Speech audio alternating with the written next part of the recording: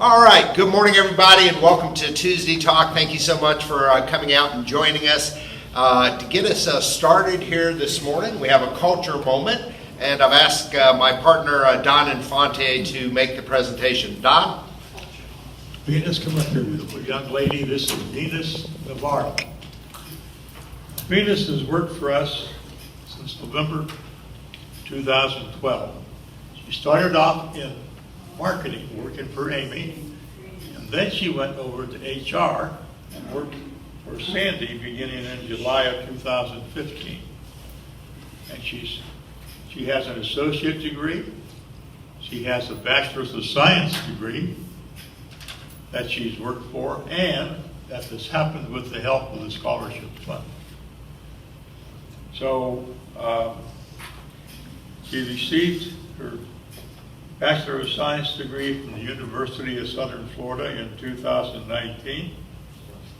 We started giving her scholarships in 2017, and she has gotten one every year, and she graduated cum laude. And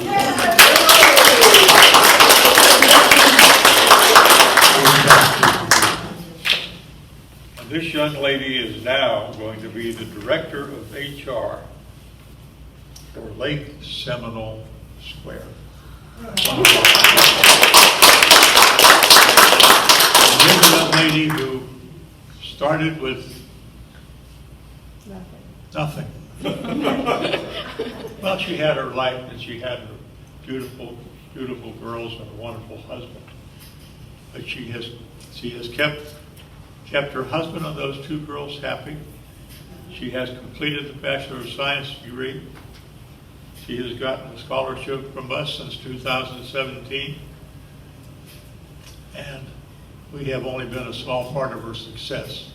Her success has come because of her dedication and because of her hard work and because she's a smart young lady. Thank you. And we're going to be sorry to lose her. Yes. And I know you join me in wishing her great success as the HR director. Absolutely. Congratulations. I'm very excited, and when we have our new hires coming here, I always tell them the best of Regency Oaks is our residents, and I mean it. Like Mr. Infante said, I've been blessed with have the scholarship supporting me all this year, but everyone asking me about how is the classes going, or how's the family, or what are you going to do next, and everything, all those encouragement are a big part of my success, and I truly appreciate it. And I want to say thank you to all of you, and for the donations, and for the Regency of the scholarship, and for everything you do for each one of us. And I truly appreciate it. Thank you so much.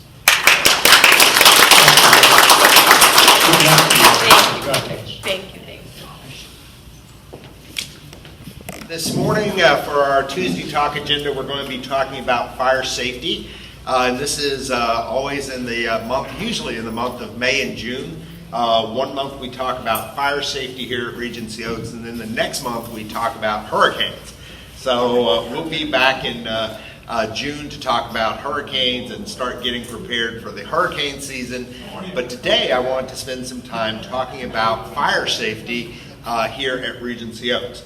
And so I'm going to get repositioned, and if I can get the front lights down, and Tiffany will reposition. Okay, so Don, let's take a look at the first slide. First slide after that. Oh, goodness. Lauren, what's happening? This is the first slide. You might just imagine, anyone who has ever seen the hurricane book, I bring it every June, and it's probably about 4 inches in diameter. There's an awful lot of thought, planning, and hours of work that go into the first stage of the 4 Ps, and that's the prevention stage. and then it's the protection, planning, and practice. And so we're going to go through those, and I'm going to hit on some of the highlights in each of those areas to talk to you about what's happening from our perspective, and then also what we expect of you as we prepare for something that we hope will never happen. There have been a couple of fires here at Regency Oaks over the 30 years that we've been here. There was about 6 years ago, we had a fire in the south dining room right in the middle of dinner service. It was an electrical fire, and it created an awful lot of smoke. The staff responded extremely well because we trained a lot with our staff and prepared them for handling emergencies. And then we've had a number of small apartment fires where someone burned something on the stove or they turned on an oven. One of the things that we see frequently, my housekeeping department shares this, is we have many residents who don't cook anymore, and they have decided that the perfect storage file cabinet is the oven. And so we've had a couple of fires over the years from that. But let's dig right in, and we'll start taking a look at the 4 Ps. We're going to start in prevention. Don?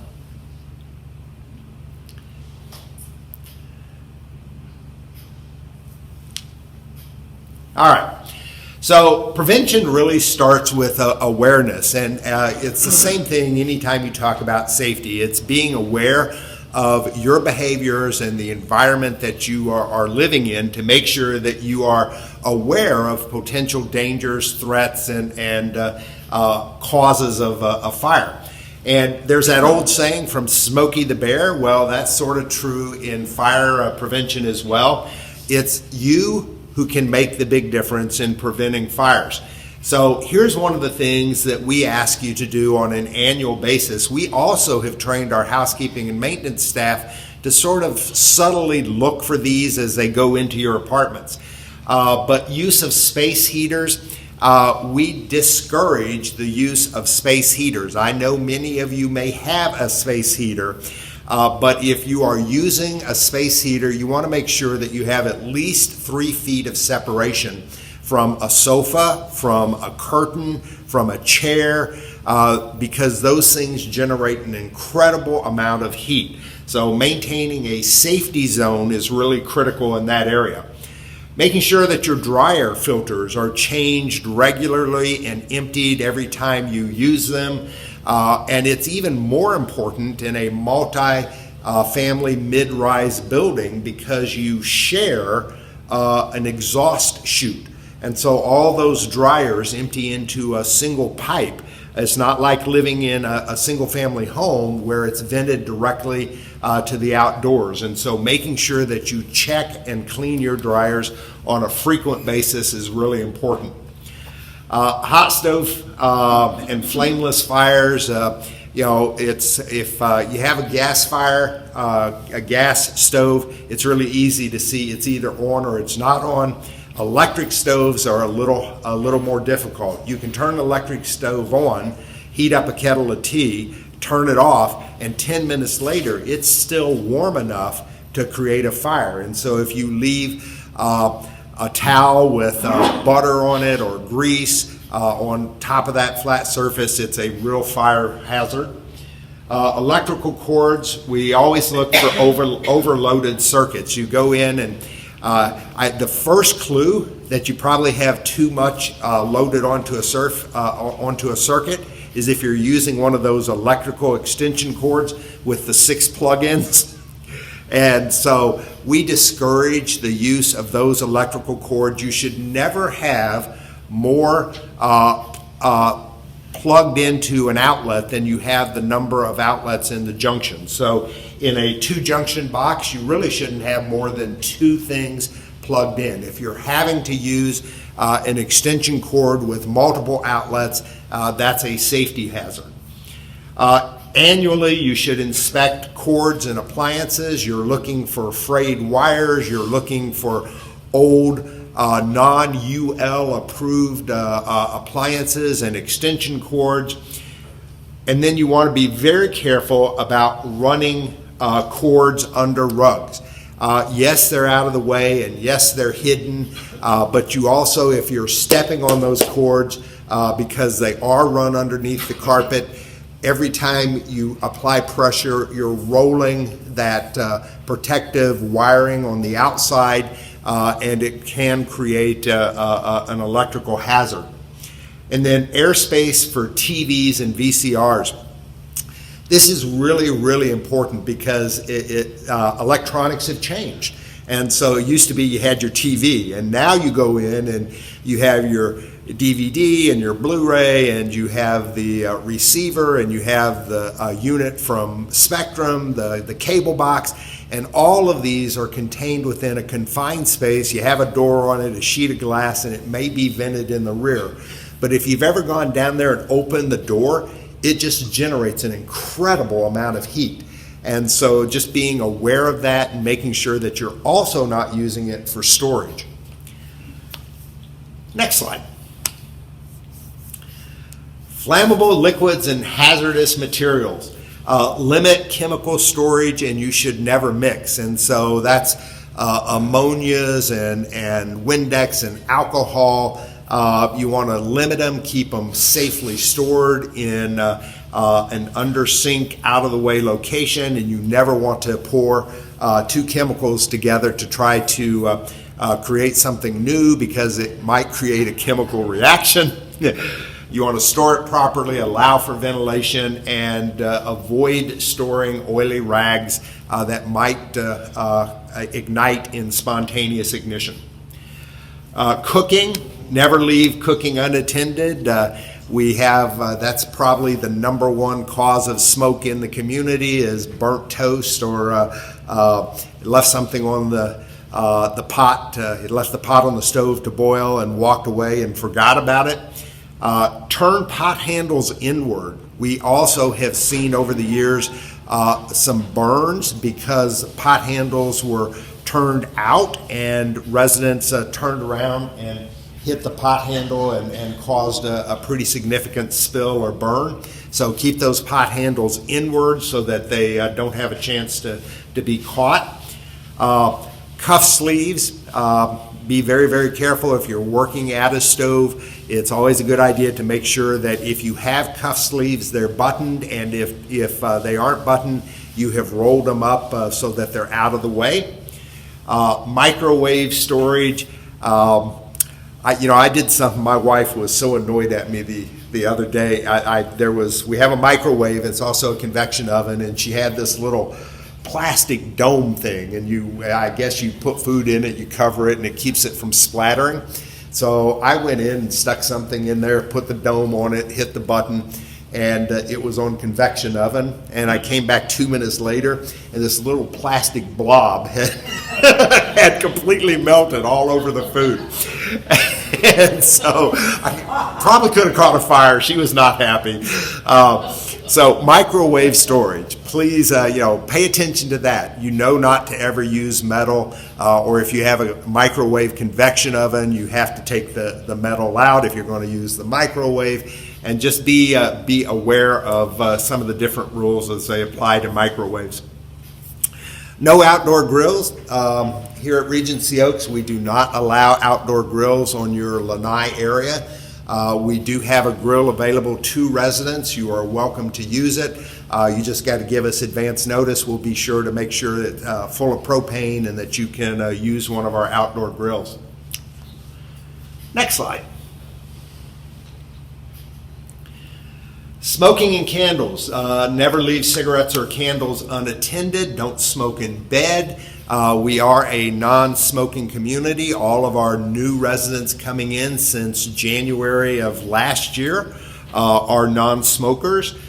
We do still have a number of smokers that were grandfathered in, and so we continue to always focus on safe practices when it comes to smoking. Candles are coming to that. Candles are discouraged, and our policy actually says we don't allow it. The reality is, as you walk down the hallway, you smell peach and autumn fragrances. And so there are a lot of air fresheners that are being used. If you are using a candle, please make sure that it is a broad-based candle, it is in a bowl, and it is secure by itself, away from anything else, so that you don't create a potential fire issue. Fire extinguishers. We're going to spend some time right after the presentation. Darwin is going to take us outside, and if you've never had an opportunity to use a fire extinguisher, he's going to give you a chance. He's brought along a couple of different extinguishers, an ABC, which is the overall, you can use it on anything. If all else fails, you can just grab an ABC and attach it to, or put it on the fire. This is what you see in the corridors. So as you're walking down the corridors and looking for a fire extinguisher, you should know where they are. That's one of your homework assignments, is to make sure after today you can go and find your exit door, and you also can find your extinguisher. An ABC extinguisher literally will work on almost all fires. We do have a K extinguisher, which we will show you just so that you'll be able to know the difference. A K extinguisher is used for grease fires and is primarily limited to our maintenance shops and the kitchens. All right. Protection. So here's the first thing I want you to know about protection is you live in a very safe building. People always ask me, they say, well, it doesn't seem like we practice a lot of fire drills in this community. And we don't do that for two reasons. And the first reason is you live in a very safe building. So by design, we have some inherent characteristics that help keep you safe. We have solid concrete block construction with monolithic slab ceilings, so you live within a contained concrete structure. Not only that, it's duplicitous in that your apartment is the same way. Your apartment exterior walls are all solid concrete. So the exterior of the building is solid concrete, your apartment walls are solid concrete. All of those walls and all of the doors, whether it's your apartment door, the fire doors, are all 2-hour rated fire doors. And so what that means is if I have an apartment that has a fire, I can shut the door and do nothing for 2 hours before that fire will burn outside of the enclosed apartment. So you live in a very safe building. Every single one of our apartments is fully sprinkled except for our lanais. If you have a glassed-in lanai, you may or may not have a sprinkler. There was a code change during the course of the years that we've been putting those in. You have a smoke and an ion detector or a heat detector in each and every apartment. They are all inspected annually. They're certified. We have an emergency generator for backup power, our hallway, our emergency lighting and stairwells, and our elevators. Now, this past year, I'll come get you in just 1 second. This past year, our emergency lighting in the stairwells, we had some issues over the last 24 months, and so we built some redundancy into our system. So right now, we have emergency lighting in the stairways. The backup is the emergency generator. If the emergency generator fails, there is the corridors and all the C elevators, the core elevators are lit. And then we also have manual flashlights and lanterns that we deploy to a stairwell in the event of an emergency. So we sort of enhanced that area of our prevention this past year. Yes, sir. I just had a question about the smoke detectors. Are they battery backup, or is that the emergency power system, or how are they powered? One is battery backup and the other is connected hardwired. Grant, where are the exits to get out. We'll come to that. That's later on in the presentation. Yeah, all right. Okay. All right, we also have strobe lights that will cut through smoke. We have the emergency fire horns. We have a pull station. We have extinguishers. And another enhancement we made this year that we previously didn't have is our fire detection system is now direct connect to the fire department. It used to be if we had a fire, we had to pick up the phone and call the fire department. We now have direct connect to the fire department. As soon as that alarm system goes off, the fire department is rolling and on their way. So it really will improve their response times. Okay, so let's talk about planning. And this is your planning. This is what I need from each and every one of you. And the first thing is to know your escape route. If you had to get out of your apartment, you need to know an escape route. There is really only one exit that is available to you unattended. And so here's what I mean by that. Never, ever cross through a fire door. And so if for whatever reason you should leave your apartment, you must go to the stairwell that is in that section of our building. Each one of our buildings is contained into 3 sections. And so as you come off of an elevator and head down a corridor to a resident wing, you will notice there's a set of fire doors. Now they're in the back position because they're tied to our fire alarm system. As soon as that fire alarm system goes off, those doors will automatically close. You should never, ever, ever exit through a set of fire doors. And so even though your apartment may be right on this side of the fire doors and the exit door is right on the other side, do not exit through that fire door. Turn around and go to the exit that is within your safe zone. So keep your door area clear, and so we encourage you to decorate outside your apartment and to personalize it and make sure it looks like your own, but don't do so at the extent of putting so much stuff out there that you've blocked your egress in when it's totally dark. Because you may not be able to see something if we've lost power and the hall is full of smoke. And so that's just a caution. Here's the most important thing I'm going to say today, and I'll repeat it several more times as we go through the presentation. If there is a fire, if the alarm system goes off, if the fire is not in your apartment, and in some cases, even if the fire is in your apartment, stay put. And so remember I said there were 2 reasons why we don't practice fire evacuations. It's because we never want you to evacuate. We use a controlled evacuation process that we determine, and we want our residents to stay in place.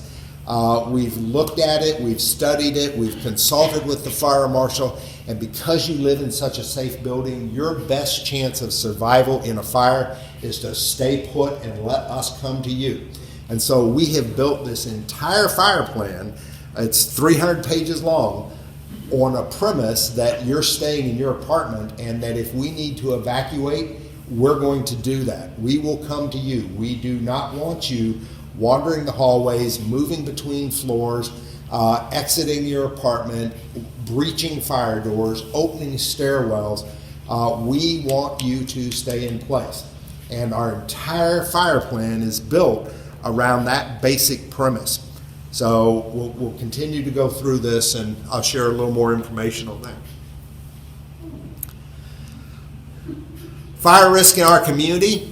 You are 5 times more likely to die in a senior living community mid-rise building with a fire. The fire department considers this a high-risk community, and I have a slide on some of the reasons that support that. the chances are, statistically, that the fire will start in a living room or a bedroom somewhere between midnight and 6 a.m. And here are the leading causes of senior living community mid-rise fires in the United States. 53% result from smoking, 20% from an electrical system malfunction, 12% from arson, and 5% from matches, lighters, open flames, meaning candles. Next slide. Closing off the area is the single most effective method for limiting the spread of fire and smoke. And so this goes back to why we want you to stay in place. We have a fire alarm system with a reporting panel. It tells us exactly where the fire is. It tells us what has gone off. It tells us what is responding in terms of our deployment. Has the sprinkler system gone off? Was this an ion detection indicating smoke? So we are manning that front panel, and we have access to information you don't have. And so we can sit there and, along with the fire department, figure out our best plan of attack, as opposed to you having no idea. It's 3 o'clock in the morning. We don't have power. Everything is dark. That darn flashlight that you've had at your bedside doesn't have any batteries in it. I think what I'll do is open the door and go wander around. Not a good plan. So just stay put, and you know that you have 2 hours at the very bare minimum, and we're going to respond to you, and we will execute a plan based upon information that you don't have. What happens if I'm in a wheelchair, I'm upstairs on the 5th floor, and there's a fire? Okay.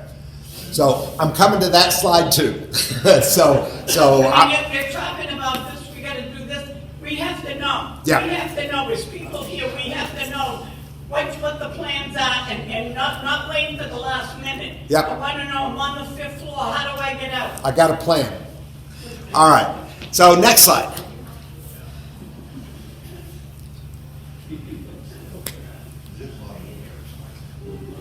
How do I get out? Rita, I'm going to tell you. Next slide. Okay, and so this is a good acronym to know. It's RACE. This is the something that you can use. It's what we use as well, and this is how we prioritize our response. It is rescue, take care of anyone in the immediate danger of the fire. Alert others, sound the alarm, call 911, get resources on the location. Contain the fire by closing doors. Notice it does not say contain the fire by fighting the fire. I don't want you to fight the fire. I want you to alert others so that we can get the appropriate response to fight that fire. I want you to focus on making sure you're safe and that you preserve your life. And then finally, we evacuate everyone. So those RACE, it's a real simple acronym to remember, and it talks about our direct approach. Brad, I have another one. If the elevator isn't working, you use the stairwell. How do you get down the stairwell with a wheelchair? Okay, so we're going to come to all that, and I'm going to leave lots of times for questions. All right, next slide. Oh, risk. So here are some of the other compounding factors. You are live in a mid-rise building, even though it's very well protected. Here are some of the issues that impact our ability. Slowed reaction times, physical limitations, Rita's wheelchair, people who are handicapped and are not able to ambulate the stairwells independently, poor eyesight or hearing, confusion, reluctance to leave, a difficulty of moving on their own. Next slide. So here is our evacuation strategy. We move residents, visitors, and associates to a safe part of the building. We get people out of the way. You can't start fighting the fire until we get people out of the way. And so that's our very first thing to do. Our secondary plan of evacuation, and this can occur 30, 40 minutes after the start of a fire, is to get everyone out of the building. Because remember, we are working with a minimum of a 2-hour, and I mentioned that we are a shell within a shell, so there are at least two 2-hour barriers before a fire can get out of an apartment, get out of a wing, and get into another area. So we have 4 hours before we have to evacuate the rest of the building. Again, we don't want you out watching the firefighters fight a fire. We want you contained in your area. We will come and get you. We will orderly evacuate you and keep you safe. Now. That's not the answer. Okay, so I'm going to give you that answer. Multi-floor evacuation. So keep this in mind. So here's part of how we set the priority for the evacuation. When we evacuate first the floor that the fire is on. So if the fire is on the 3rd floor, we're going to evacuate the 3rd floor first.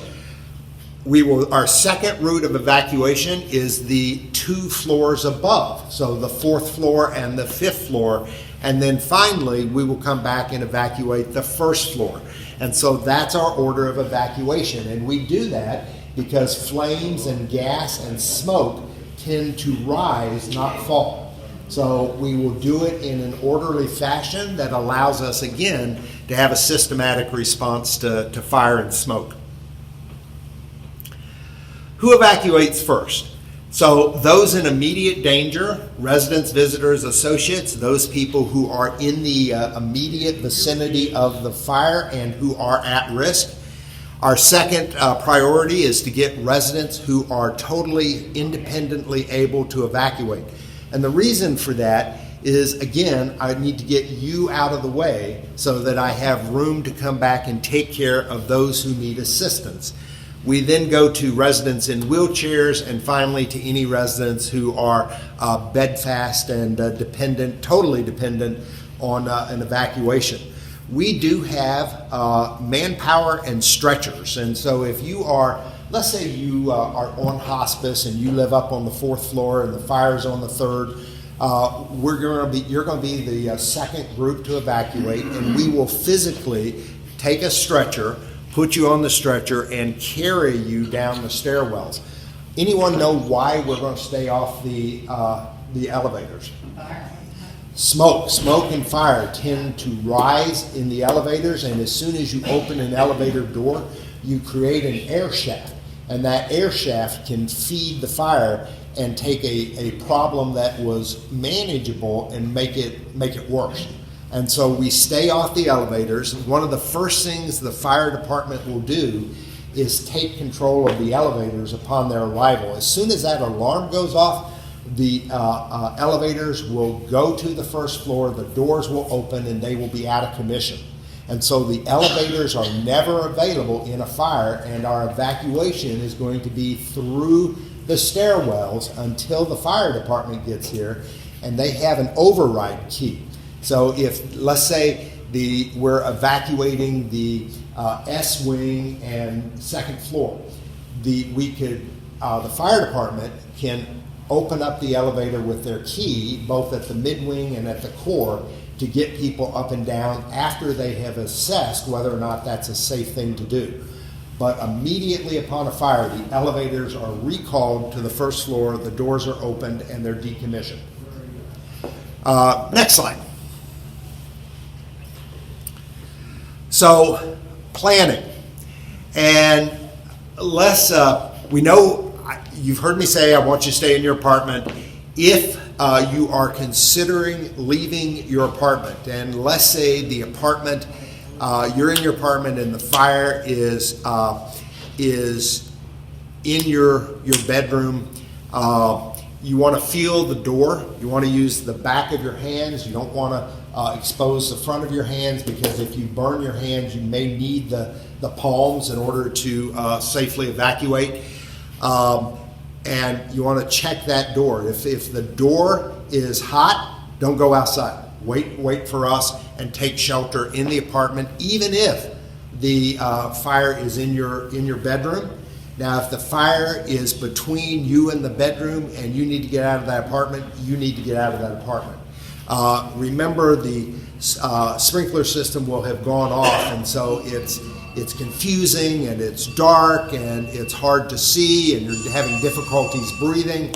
But don't just, all I'm trying to say is don't make the mistake of going from a bad situation to a worse situation. So check that door before you exit. A couple of other things to keep in mind: if the fire is in your area, meaning in your wing, and you are seeing smoke or you're feeling heat and it's coming from the corridors or a neighboring apartment, fill the tub with water, stuff your door cracks with wet towels, crack a window if there is no sign of smoke. If you cannot tell, do not crack a window, but you don't want to bring smoke into the apartment. And then just know that be patient, help is on the way. And one of the things that has really been an enhancement for us over the years is we always had the Call 'em All that was run through the Status Solution, but that was real limited. We were only able to do 9 calls a minute. With the new Call 'em All, we can do hundreds of calls in seconds as opposed to minutes. And so if the phones are working, either cellular or landlines, you're going to be getting a call from the front desk. We'll try to get you updated. We will give you recommendations as to what we want you to do. It's very likely going to be, don't do anything, stay in place, help is on the way, be patient.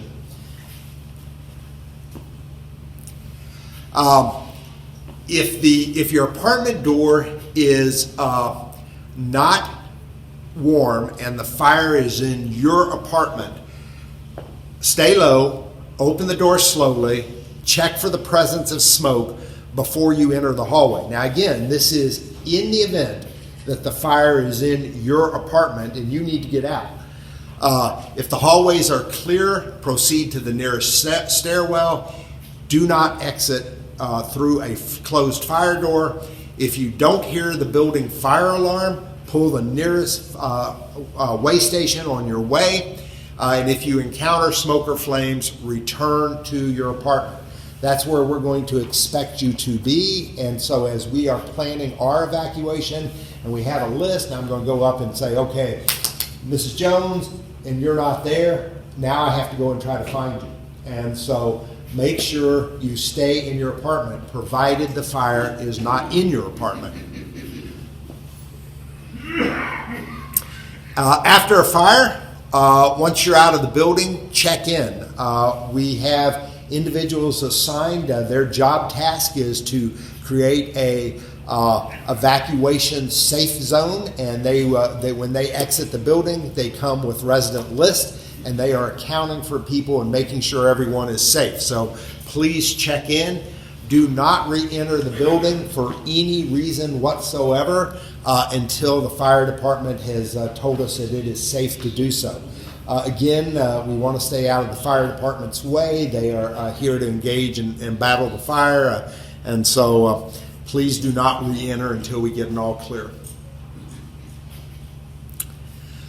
So our staff, we plan for all the contingencies. We spend an awful lot of time on this. You have 3 captains, emergency captains. It's myself, it's Darwin, and it's John Staniford. We are the 3 captains. All of us, one of us is on call 24/7. All of us are on the hierarchy tree, the call tree, so that we're notified and that we can make sure that we get staff on site in the event of an emergency and it being after hours. We have plans written for fire, weather, bomb threats, explosion, gas leaks, chemical spills, and this year, guess what we added? Pandemics. we now have a plan for a pandemic. We already talked about race and just the key points: stay off the elevators. medical conditions, and those who need assistance are going to be evacuated first. You should always practice, we learned this way back in elementary school. It's drop, tuck, and roll. And so if you ever become engulfed in flames individually, don't panic, drop, duck, roll, and then evacuate to the parking areas for staff check-in. Okay, and I'm just going to leave this for just a minute, and I think we're going to open up for questions, and I've got Used at all, ever?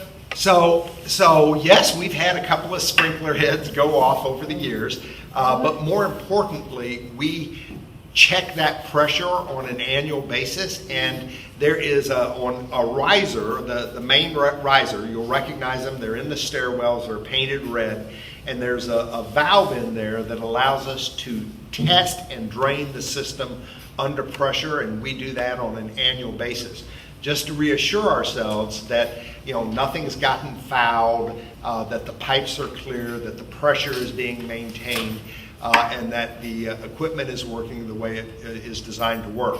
Interesting enough, the riser, the pump that powers all of that is located behind the swimming pool for the entire campus. And so it's not contained in the individual building.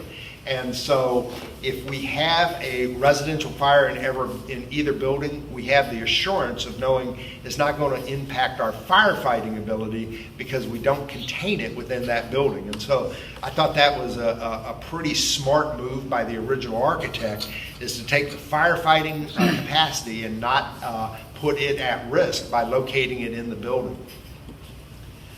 What other questions?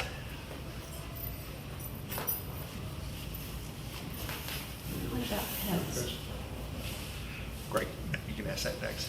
When we moved in, we had a fire extinguisher in our apartment.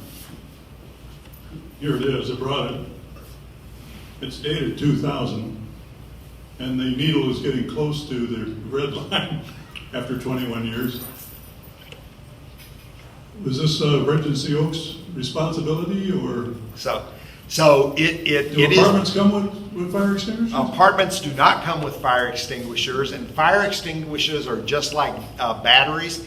And so, you heard Chris say that he's had it 20 years and it's just now sort of beginning to fall out of the green. The reality, it was out of the green 15 years ago.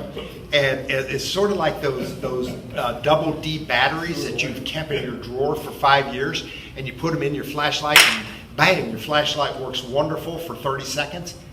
And then it completely dims. The same thing is true with these fire extinguishers. We inspect ours and recharge them every year because it's just not accurate that if you have one of these handheld portable fire extinguishers, they're great. I recommend one for every apartment, but they don't last 20 years. They last maybe 5 years. So if you haven't replaced it, you should. We do check them every month. We get them replaced every year, but we check them every month. We do lots of them. Right. That's the whole. Always. Always, Not, yes, yeah, always. not your personal extinguisher. Yeah, always. It came with the apartment. Came with the apartment.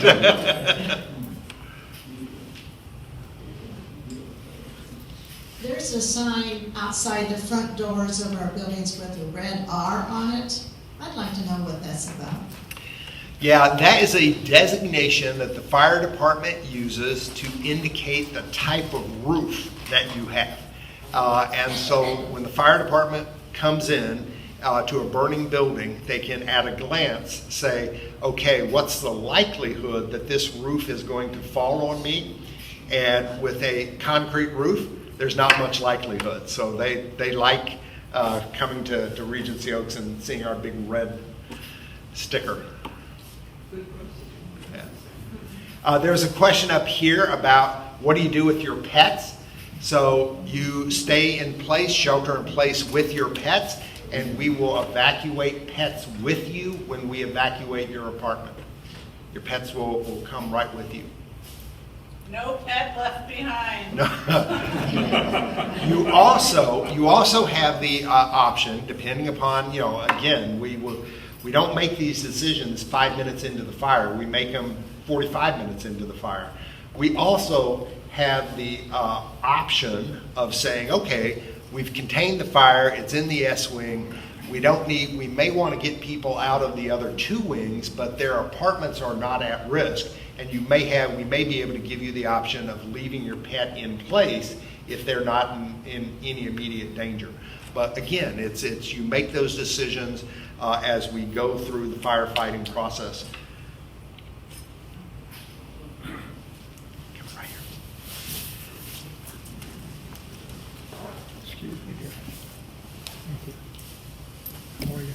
Now that you have the call 'em all system, I wouldn't exactly say frequently, but sometimes the fire alarm goes off. And it's really nothing, it's a short here or a minor thing there, but of course it's loud, it's annoying, and it scares the hell out of me. So, we don't know what's going on. We don't know if it's a real fire or not.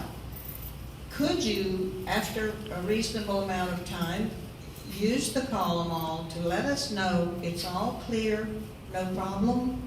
We've never had that done. Yeah. And so we never know, is Yeah. there really something going on or not? And so here's why, and we can add that to the protocol somewhere up here in this next slide. It's once that alarm goes off, I cannot reset it. Darwin cannot reset it. It's the fire department that has to reset it. So if an alarm goes off, obviously we're really, really busy right then and there. Everybody has a job that's been assigned to them, and nobody is going to make any phone calls because we're investigating. We're trying to figure out what's going on. And so if that alarm goes off and you know that we didn't turn it off, you can rest easy knowing that, oh, the fire department is here and the fire department turned it off. The fire department is the only one who can turn off the alarm system. So just knowing that, you should be able to read into that. If the fire alarm system has been turned off, there is not a problem. But yes, we can provide an informational update as to what happened after the fact. And so maybe that's... So in other words, the fire alarm will continue to ring and ring and ring until the fire department turns it off. That's correct. So if we're having a real fire, don't expect it to go off quickly. Exactly. And so we had, there was an emergency last fall where we had an electrical issue and something in our panel failed, and that alarm in the north building went on and on and on for an hour. Well, it's because the fire department was here. They hadn't been able to 100% certify that the problem they thought it was the problem it was, and they're not going to turn it off until they have complete assurance that you're safe. And so that's how that works. And I was running around saying, turn him off, turn him off. Yeah. Who opens the fire doors back up? Great question. So the fire doors, after the fire, we will reopen the fire door and here's what really happens. Once the system has been reactivated, anyone who opens the door, that door will stick in place. And so what happens is we give the all clear and let residents re-enter, and you head toward your apartment, you tend to open the doors and close them. And so actually residents probably close them before we get to them, but maintenance will go through after the action and close all those fire doors that you haven't closed. So one other thing, and then we'll step outside and we will do the fire extinguisher. If you've always wanted to operate a fire extinguisher, come out and join us. You may have noticed yesterday that the salad bar was reopened, both sides, no attendant. And so the positivity rate in the county yesterday fell to 4.4%. So we are now able to reopen. I've gotten the approval from corporate that we meet the CMC guidelines and the CDC standards. And so our community, effective today, is completely and totally reopened as we were in January of last year. So if you have adult kids who want to come in and have dinner with you, you're welcome to take them into our dining rooms. If you want to go to the tavern, our taverns are fully open. There are no restrictions whatsoever. Give one.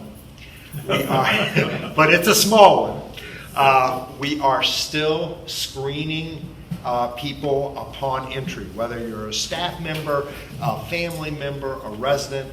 We encourage you to stop at the AccuShield, get your temperature taken, and please be screened. We require that of your families because we just want to make sure that we know we have a high confidence factor that the residents here at Regency Oaks are safe. We don't know where your families are coming from. We don't know what their experience has been. We don't know if they have COVID or have been exposed to someone with COVID. So family members, I'm asking for your support and cooperation on this. I still want to screen family members to make sure that we continue to be safe. And masks are, I'm not going to say optional, but here's what I'm going to say. Positivity rates are low. Our numbers are 0, 0, 0, 0, 0, 0. So all 6 categories, it's 0. It's been over 17 weeks since we've had a resident exposed to COVID. We have 97% of our residents vaccinated. If you are out and about and off campus, you ought to be wearing a mask. We're doing a field trip this afternoon with some residents. We're all going to be wearing masks. If you are in a room like this with people you know and trust and believe to be vaccinated, you probably don't need to be wearing a mask. You also probably saw the new health information released that they've rethought this whole social distancing, and they sort of think now that 6 feet or 60 feet, it's about the same. And so the proximity is not the issue that they once thought it was. And so here's what I say. If you are walking down a corridor, I always carry my mask with me. If I see someone coming, I'll put on a mask.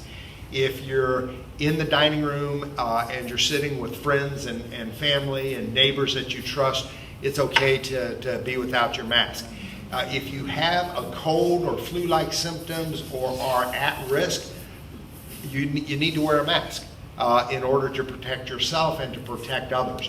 But we're not going to wear masks for the rest of our lives, and this is a time to start slowly weaning ourselves from the mask and getting back to leading a normal life.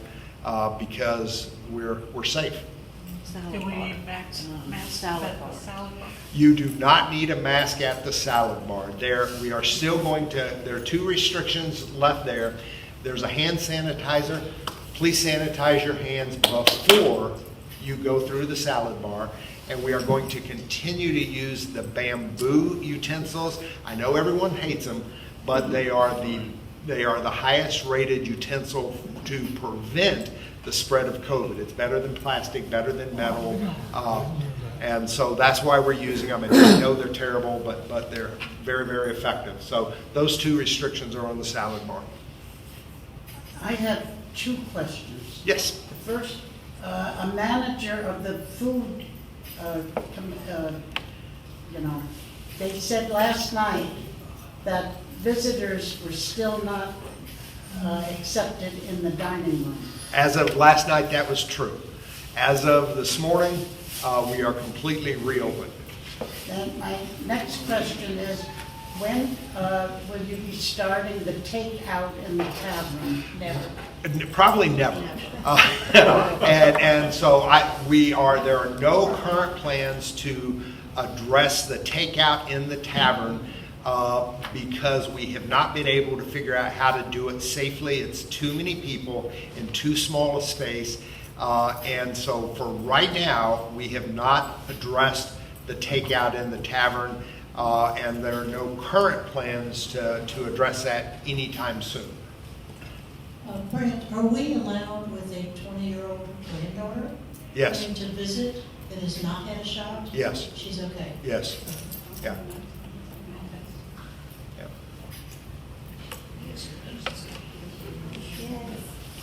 Can you have lunch on the breezeway from the tavern now? Yes. Lunch on the breezeway from the tavern, yes. Will there be table service there, or we have to go in and get it? You have to go in and get it, just like before. Yeah, now al fresco dining is supported by the tavern in a sit-down, but the breezeway is takeout and go to the. Super. Yes, ma'am. First of all, I'd like to thank you for all the protection, and the building is looking beautiful. Also, I'd like to request maybe some new chairs on the fourth floor activity room. The Yep. chairs are old, and they're dirty, and they're dangerous for all of us for health reasons. North, Maybe you can, fourth floor activity, north. fourth floor. North or North? south? North, yes. So the south building, all the furniture and finishes were replaced about 5 years ago. The north building, we replaced everything in 2006.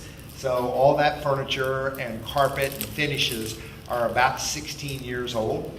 And there we are, we have requested a refurbishment of our north building. And I don't know if that's going to happen in the last quarter of this year or in the first quarter of next year. But that would include a replacement of all finishes, wallpaper, carpet, paint, and then new furniture. And so that help is on the way. I don't want to go up there and try to do a temporary design. We did that in our dining lobby last year just to get us through. That was the worst of the furniture in the north building. But I do recognize that everything is on its last legs in terms of furniture. It's worn and it's showing its age. But we'll discard it in hopefully 6-7 months. Then thank you again. You're welcome. Thank you. All right. So thank you very much. And if everyone wants to step outside and see a fire demonstration, we'll be happy to do that for you.